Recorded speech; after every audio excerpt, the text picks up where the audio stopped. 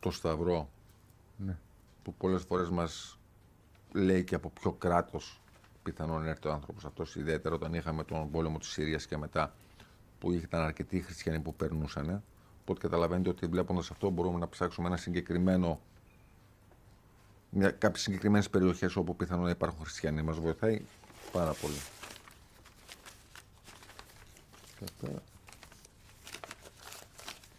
Αυτό είναι πολύ βασικό για μας, το δαχτυλίδι. Γιατί είναι ανθεκτικό στο νερό και ακόμα και σε σύψη να είναι ο νεκρός, βρίσκοντας αυτό το δαχτυλίδι, δίνοντας τη φωτογραφία αυτή σε κάποια συγγενικά πρόσωπα. Τα συγγενικά πρόσωπα ξέρουν τι δαχτυλίδι φορούσε ο άνθρωπός τους, οπότε αυτόματα έχουμε το συνδετικό κρίκο μεταξύ του νεκρού και των συγγενικών προσώπων. Παίρνουμε DNA και προχωράμε στην αναγνώριση. Γι' αυτό το λόγο είναι και πολύ σημαντικό για μας τα προσωπικά αντικείμενα του νεκρού, ιδιαίτερα αυτά τα οποία είναι ανθεκτικά στο νερό, όπως αυτό το δαχτυλίδι.